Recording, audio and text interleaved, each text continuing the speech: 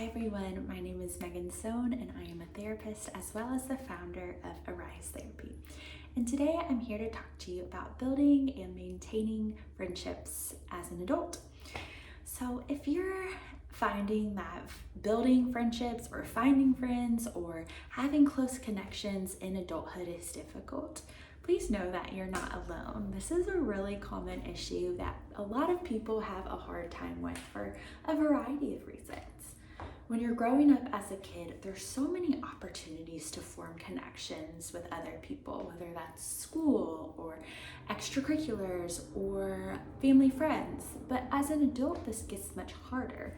There's work, but sometimes people don't necessarily want to build personal relationships and work because of work-life balance and boundaries. And then there's just not many other spaces to meet people.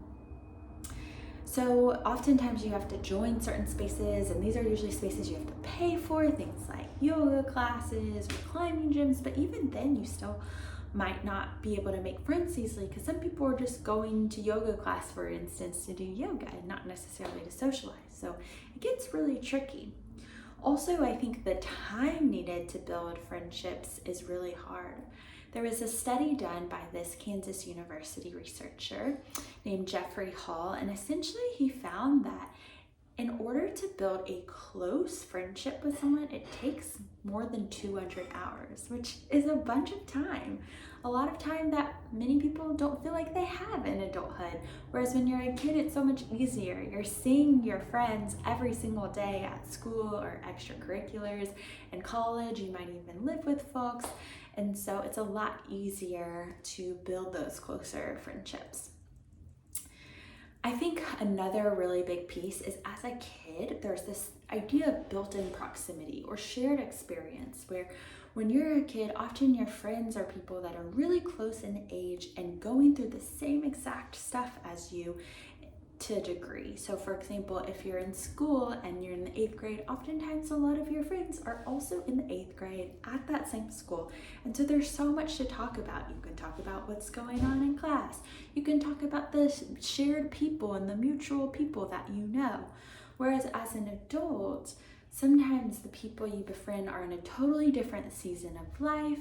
Maybe you are a single person in your 40s and the next person is a married person with 3 kids in their 50s.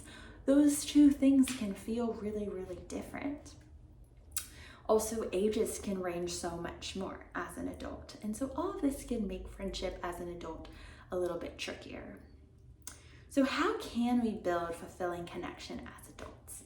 One of the first things that I would recommend is shifting expectations. I think I found in my clinical work that often clients are the most frustrated or feeling shameful about the status of their friendships when their expectations about adult friendships aren't realistic or aren't necessarily possible.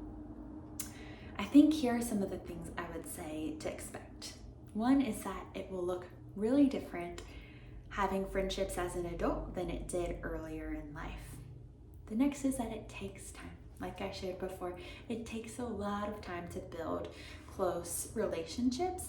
And because it takes a bunch of hours, and chances are as an adult with work and the other responsibilities, you're not going to see these people every single day. It's going to take maybe months and years to feel really close. I think there will also be some misses and possible relational challenges along the way. If not everyone ends up being a good fit, or sometimes just as a part of relationships, there's tension or there's conflict, and to know that that is all part of building relationships with other people. And then finally, that we're looking for good fits, not perfect fits. So we're not looking for someone to fulfill all our relational needs and desires. I think the more we're okay with good fits rather than perfection, the more content we'll be in our relationships.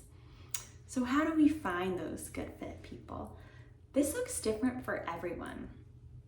I encourage you to think about maybe the times in your life where you felt most content in certain relationships, and think about, are there any qualities that stand out?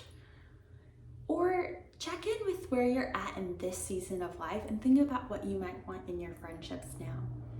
Do you want emotional depth or maybe something lighter? Do you want to hang out with someone individually, or do you want group hangouts? Do you want to spend time with others through chatting or activities? What sort of values are you looking for in the other person? What life stage do you want them to be at? Those are some of the things you can consider when thinking about who you might want to seek friendship with. And then there's initiating and deepening connection. I think a lot of adults are really not great at initiation for a myriad of reasons. Maybe you're nervous to initiate because it's risky and it's vulnerable, or maybe you just feel busy and you don't have a lot of capacity for relationships. However, if you're in a place where you are wanting to build friendships, I really encourage you to be the one to take that brave step of initiating. And some tips for initiating include make your invitation really specific. So instead of saying we should just hang out sometime, which a lot of times people will hear that and think it doesn't mean much because sometimes we say it without following up. So I encourage you to say something really specific like, hey, would you want to grab coffee next Saturday? The other thing I would recommend is keeping your invitations low pressure. So if some people seem to not want to engage, instead of continually switching the ask or constantly asking, try to make sure that there's some indicators that the person is interested. And also give them an out. You can always say something like, no worries if you can't hang out. The next thing I would recommend is to deepen connection. I would take it gradually.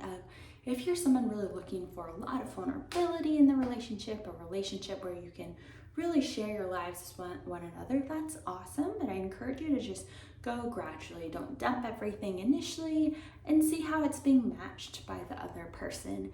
What is the other person's sense of comfort level with that vulnerability, and where are they at?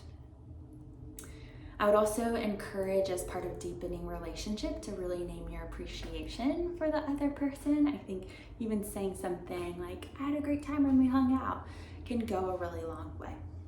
And then the final thing I want to talk about is mutuality. So a lot of times when we're thinking about friendship, we're thinking about what do we want from other people? What sort of friends are we looking for?